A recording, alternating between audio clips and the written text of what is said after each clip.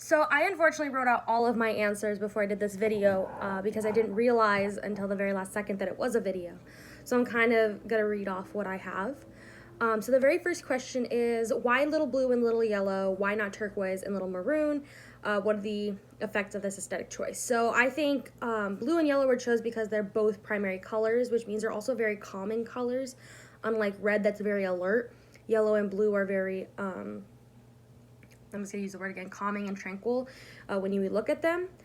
So on top of that, they're very basic colors. So young students are able to make that connection in their mind. They can read blue and yellow very easily, but they can also say like, oh, blue is like this color or yellow is like this color. If they were to read turquoise or maroon, they would probably trip up on how to not only say the words over and over again, but they wouldn't necessarily be able to make that connection of what they are because they haven't necessarily learned what those colors are. Maybe they have, but I don't think a lot of students have. The next question is, why are they round and why are their shapes torn from paper instead of cut from paper? So in Molly's book, she talks about circles and how they feel softer. So I think going along with the color aesthetic, the circle was chosen so that it would give that softer appearance and that children could relate to it more. I don't think they look at themselves as very like harsh or sharp characters or people. They think of themselves as very innocent and very kind of easygoing, which is very different from all the other shapes. I believe they chose paper in general because students work with paper on a daily basis. They are very familiar with the material and the concept of it. I believe that they're torn from the papers to kind of give it that crafty aesthetic to it. I feel like if they were cut, it would be too sharp, which is going against what the book is already trying to do with the aesthetic, using the circle and those colors. The next question is Blue's journey. Why are the pages different colors? Why is he in different locations on the page? So Blue starts on the white page, and I connected that with familiarity in the book. So every page up till now, the background's been white. So we know that he started by looking at places that were familiar and close by.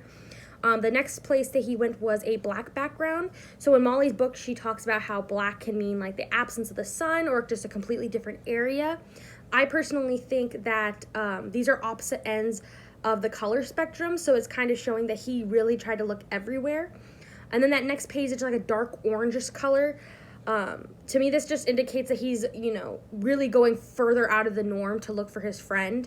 So within these 3 pages, we really see that he goes everywhere to look for him, just with 3 different colors and the same colored dot. The next question is, notice the journey together. How do the illustrations tell the story? So the page I chose was where they climbed a mountain.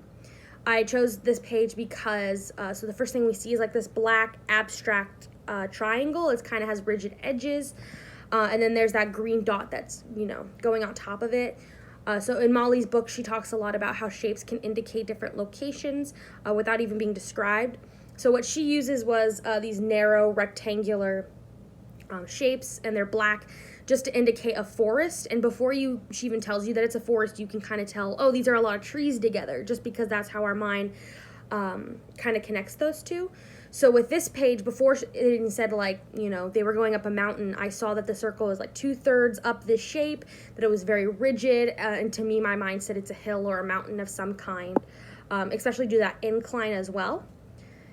And then the next question and the last one, it says, why do they turn green when they embrace? So the very obvious answer is they turn green when they embrace because yellow and blue make the color green. So that's just the very obvious answer. But when it comes metaphorically, I kind of wrote about how I have a best friend in my life. She's the best person in the world. She's always there for me. No matter where we go in life, she'll always be my best friend. But we're very different people. Just, our personalities, what we like, what we do on a normal basis, we're just different. So kind of like blue and yellow, they're completely different colors. They're not the same, but they're different in their own ways. But when they come together, they make one color. And that just means, they're together, they're attached at the hip, kind of like me and my best friend. We're very, very close. And so when we were together, we're always attached to the hip. We do everything together when we can. We think very similarly. And so we just kind of become one person, kind of acting as like a team. So I think that's the best plausible explanation for that in general. And those are my thoughts on the 2 books.